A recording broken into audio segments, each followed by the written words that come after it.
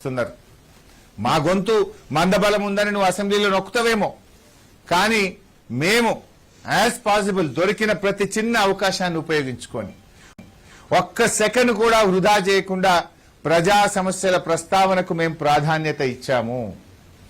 చిరు ఉద్యోగుల గురించి, రిటైర్డ్ ఉద్యోగుల గురించి, వివిధ ప్రజా సంఘాల గురించి, బీసీ కుల సంఘాల గురించి, బీసీ రిజర్వేషన్ గురించి, బీసీ సప్లాన్ గురించి, ఎస్సీ సప్లాన్ గురించి అన్ని వర్గాల సమస్యలను బీఆర్ఎస్ పార్టీ ప్రస్తావించే ప్రయత్నం చేసింది. అయినా మా కొన్ని మేము మాట్లాడగలిగాం. కొన్ని సందర్భాల్లో డైవర్షన్ పాలిటిక్స్ మమ్మల్ని సభ నుంచి సస్పెండ్ చేసో మా గొంతు నొక్కే ప్రయత్నం చేసినారు. కానీ మాకు శాసనసభ ఒకటే కాదు కదా, ప్రజాక్షేత్రం కూడా ఉంది. అనేక వేదికలు మాకున్నాయి. తప్పకుండా అన్ని వేదికల్లో పై ఈ ప్రభుత్వ తప్పిదాలపై నిలదీస్తూనే ఉంటాం. బీఆర్ఎస్ పార్టీ పోరాడుతూనే ఉంటుంది. ఈ ప్రభుత్వ ప్రజా వ్యతిరేక నిర్ణయాలపై మా పోరాటం కొనసాగుతూనే ఉంటుంది. ఏది ఏమైనా శాసనసభలో ప్రతిపక్షంగా మేము to the best of our capacity KCR గారి ఆదేశాల మేరకు, కేసీఆర్ గారి సూచనల మేరకు మా శాసనసభ పక్షం సభ్యులు అందరం కలిసి ఈ ప్రభుత్వాన్ని గట్టిగా నిలదీశాం. ప్రజల పక్షాన పోరాటం చేసినాం. ప్రభుత్వం ఎట్లా పారిపోయిందో కూడా మీరందరూ కూడా చూశారు. మా పోరాటం తప్పకుండా ప్రజల పక్షాన కొనసాగుతూనే ఉంటుంది. Thank you. ఇకపోతే రెండవ అంశం ఒకటి కూడా మాట్లాడాలనుకుంటున్నా. గౌరవనీయులు కేంద్ర మంత్రి సిఆర్ పాటిల్ గారు నిన్న పార్లమెంట్లో చేసినటువంటి వ్యాఖ్యలపై కూడా బీఆర్ఎస్ పార్టీ పక్షాన మేము స్పందించాలనుకుంటాం. ముఖ్యంగా సిఆర్ పాటిల్ గారి వ్యాఖ్యలు ఎట్లా ఉన్నాయంటే, రేవంత్ రెడ్డి వ్యాఖ్యలు సిఆర్ పాటిల్ వ్యాఖ్యలు మధ్య తేడా లేదు.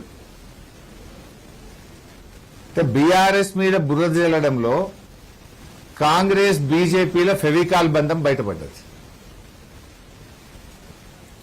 కాళేశ్వరం మీద పెట్టిన ఖర్చే 90,000 కోట్లు, 1,00,000 కోట్లు కొట్టుకుపోయినాయి అని ఎట్లా మాట్లాడతాడు? అది రేవంత్ రెడ్డి భాష. అదే భాష ఆయన మాట్లాడండి. అసలు ఈ కాళేశ్వరం ప్రాజెక్టుకు కేంద్ర ప్రభుత్వమే అన్ని రకాల అనుమతులు ఇచ్చింది. కేంద్ర ప్రభుత్వమే కాళేశ్వరం ప్రాజెక్టు దేశానికి ఆదర్శమని కేంద్ర ప్రభుత్వ సంస్థలు, కేంద్ర మంత్రులు, సర్వోన్నత న్యాయస్థానం కూడా చాలా స్పష్టంగా చెప్పింది. ఇవాళ గడ్కరీ గారు హైదరాబాద్ కు ఇవాళ కాళేశ్వరం జలాలు వస్తున్నాయి, కాళేశ్వరం ప్రాజెక్టు తెలంగాణకు వరప్రదాయని అని మరో కేంద్ర మంత్రి గడ్కరీ గారు మాట్లాడిన వ్యాఖ్యలు. అప్పటి గవర్నర్ నరసింహన్ గారు తెలంగాణ రాష్ట్ర తాగునీటి సమస్యలకు ముక్తిని ప్రసాదించే ప్రాజెక్టే కాళేశ్వరం ప్రాజెక్ట్ అని ఆనాటి రాష్ట్ర గవర్నర్ గారు మాట్లాడిన వ్యాఖ్యలు. ఈనాటి మంత్రి కోమటిరెడ్డి వెంకటరెడ్డి గారు దేశ చరిత్రలోనే కాళేశ్వరం లాంటి గొప్ప ప్రాజెక్టు లేదని ఈనాటి మంత్రి కోమటిరెడ్డి వెంకటరెడ్డి గారు మాట్లాడిన వ్యాఖ్యలు. మ్యాగ్సెసే అవార్డు గ్రహీత గౌరవనీయులు రాజేందర్ సింగ్ గారు కాళేశ్వరం ప్రాజెక్టుతో గోదావరి ప్రాజెక్టు ఒక జీవనదిగా మారిందని మ్యాగ్సెసే అవార్డు గ్రహీత రాజేందర్ సింగ్ గారు చెప్పిన వ్యాఖ్యలు. అదేవిధంగా CWC chairman, central water commission chairman Masood Hussain గారు దేశములో ఎక్కడి లేని విధంగా కాళేశ్వరం పనులు జరుగుతా ఉన్నాయి, ప్రాజెక్టు డిజైను, పనుల ప్రణాళికలు చాలా బాగున్నాయని ఆనాటి సిడబ్ల్యూసి చైర్మన్ మసూద్ హుసేన్ గారు ఈ ప్రాజెక్టుకి ఇచ్చిన కితాబ్. పంజాబ్ ముఖ్యమంత్రి గారు భగవత్ సింగ్ మాన్ గారు ఈ కాళేశ్వరం ప్రాజెక్టును విజిట్ చేసి మేము నేర్చుకున్నాం, ఇది అద్భుతమని చెప్పినటువంటి మాటలు. అమెరికాలోని సొసైటీ ఆఫ్ సివిల్ ఇంజనీర్స్ వారు కాళేశ్వరం ప్రాజెక్టుకు అవార్డు ఇచ్చి ఈ ప్రాజెక్టు పట్ల కితాబునిచ్చినటువంటి మాటలు. సర్వోన్నత న్యాయస్థానం, సుప్రీంకోర్టుకు న్యాయమూర్తులు కూడా కాళేశ్వరం ప్రాజెక్టును ప్రశంసిస్తూ మాట్లాడినటువంటి వ్యాఖ్యలు. ఇట్లా ఎన్నెన్నో ఉన్నాయి.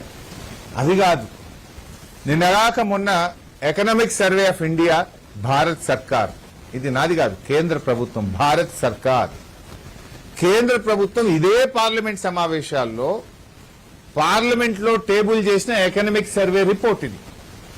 ఈ రిపోర్ట్ లో ఏం చెప్పారో కూడా నేను చదివి వినిపిస్తాను. This is a full report.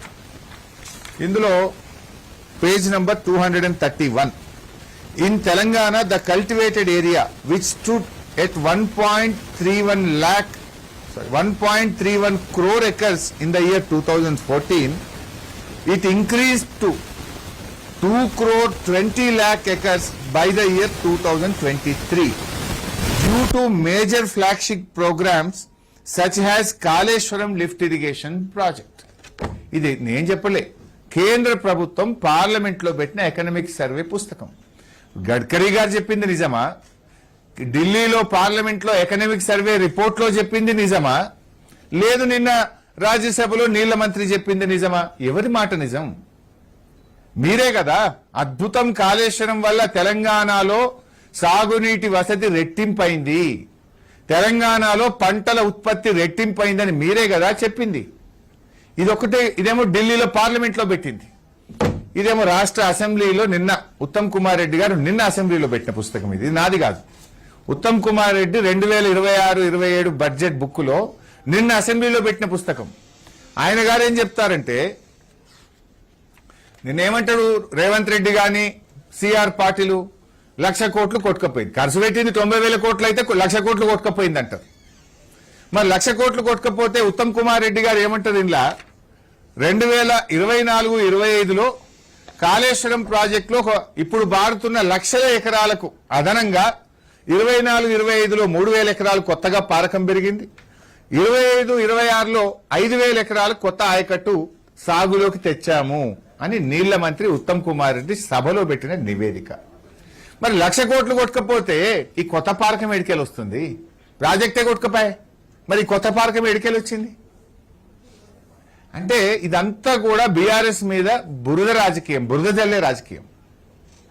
ఇప్పుడు నిన్న మొన్న మనం భువనగిరి జిల్లాలో ఆలేరు ఎమ్మెల్యే గారు, భువనగిరి ఎమ్మెల్యే గారు పోయి కాలువలకు నీళ్లు, పంట పొలాలకు నీళ్లు వదులుతూ నెత్తి మీద నీళ్లు చల్లుకుంటున్నారు కదా. మరి అవి నీళ్లు కాళేశ్వరం నీళ్లు కావా? నిన్న కాక మొన్న ముఖ్యమంత్రి గారు పోయి గంధమల్ల ప్రాజెక్టుకు కొబ్బరికాయ కొట్టిండు. గంధమల్ల ఏంటిది? Is it not extension of Kaleshwaram? గంధమల్లకి ఎక్కడి నుంచి పోతాయి నీళ్లు? మిడిమానేరు నుంచి అనంతగిరి, అనంతగిరి నుంచి రంగనాయక సాగర్, రంగనాయక సాగర్ నుంచి మల్లన్న సాగర్, మల్లన్న సాగర్ నుంచి కొండపోచమ్మ సాగర్, కొండపోచమ్మ సాగర్ నుంచి గంధమల్ల పోలు. ఇవన్నీ కాళేశ్వరం కాకపోతే ఏంది? Is it not Kaleshwaram? ఇవన్నీ లేకపోతే గంధమల్లకు నీళ్లు వస్తాయా? ఇవన్నీ కాళేశ్వరంలో నిర్మించినాయే కదా. అంటే కాళేశ్వరం ఇంటాక్ట్ ఉంది కనుక, నీళ్లు పారుతున్నాయి కనుక నువ్వు గంధమల్లకు పోయి కొబ్బరికాయ కొట్టినావు నల్లగొండల. నిన్నగాక మొన్న ముఖ్యమంత్రి గారు హైదరాబాద్కు 20 టీఎంసీల నీళ్లు తెస్తున్నా, మూసీలో గోదావరి నీళ్లు పోస్తున్నాను, అవి కాళేశ్వరం నీళ్లు కావా? 8,000 కోట్ల రూపాయలతో ఇప్పుడు పనులు జరుగుతున్నాయి కదా. 1,00,000 కోట్ల కాళేశ్వరం కొట్టుకపోతే 8,000 కోట్లతోని నువ్వు నీళ్లకు కాలువలు ఎందుకు తవ్వుతున్నావు? నీళ్లే లేకపోతే, కొట్టుకునే పోతే 8,000 కోట్లతోని మల్లన్న సాగర్ నుంచి హైదరాబాద్ కు కాలువ పనులు ఇప్పుడు ఎందుకు జరుగుతున్నాయి? అది నీ ప్రాజెక్టే లేకపోతే 8,000 కోట్లు ఎవడన్నా మెదడున్నోడు ఖర్చు పెట్టాడా? పనులు చేస్తాడా? అంటే కాళేశ్వరం ఈజ్ ఇంటాక్ట్. కాళేశ్వరంలో నీళ్లున్నాయి. మల్లన్న సాగర్ లో ఈ నిమిషానికి 25 టీఎంసీల నీళ్లున్నాయి. అందుకే ఆ నీళ్లను హైదరాబాద్ కు తెస్తా అంటున్నావు. అంటే కాళేశ్వరం ఈజ్ ఇంటాక్ట్. ఇలా అంటే ఈ వాస్తవాలను మరుగున పరిచే ప్రయత్నం చేస్తున్నారు. నేను సిఆర్ పాటిల్ గారు కోరుతా ఉన్నా, రండి ఒక్కసారి తెలంగాణకు పోదాం, యాదాద్రి జిల్లాలో పోయి అడుగుదాం, గతంలో నీళ్లు బారినాయా, ఈ నీళ్లు కాళేశ్వరం నీళ్ళ కావా? యాదాద్రి జిల్లాలో భువనగిరి ఆలేరు ప్రజలను అడుగుదాం. పోదాం జగిత్యాల జిల్లాకు పోయి చొప్పదండి, జగిత్యాల, మెట్టుపల్లి ఆ జిల్లా ప్రజల్ని అడుగుదాం, రైతులను అడుగుదాం. పోదాం కరీంనగర్ జిల్లా, కరీంనగర్, మానకొండూరు, హుస్నాబాద్ రైతులను అడుగుదాం. రండి సిద్దిపేటలో, సిద్దిపేట, దుబ్బాక, గజ్వేలు, మెదక్ జిల్లాలోని మెదకు, నర్సాపూరు ప్రజల్ని అడుగుదాం, రైతులను అడుగుదాం. ఎప్పటి నుంచి నీళ్లు వస్తున్నాయి, ఈ నీళ్లు ఏ నీళ్లోని గలగల పారే గోదావరి నీళ్లను చూద్దాం, పచ్చటి పొలాలను చూద్దాం, పక్కనున్న రైతుల్ని పలకరిద్దాం. వస్తారా? రండి సిఆర్ పాటిల్ గారు. ఎందుకు ఈ అనుచితమైనటువంటి వ్యాఖ్యలు చేస్తారు? మనం పోదామండి, రండి. మీరు ఎవరు వస్తారో రండి. బీజేపీ కిషన్ రెడ్డి గారు వస్తారా? బండి సంజయ్ గారు వస్తారా? లేదు కాంగ్రెస్ నాయకులు వస్తారా? రండి, నేను తీసుకెళ్లి చూపిస్తా. నా నియోజకవర్గంలో ఇప్పుడు ఈ యాసంగిలో 80,000 ఎకరాలు పండుతుంది. 80,000 ఎకరాలు ఒక సిద్దిపేట కాన్స్టిట్యున్సీలో పండుతుందంటే కాళేశ్వరం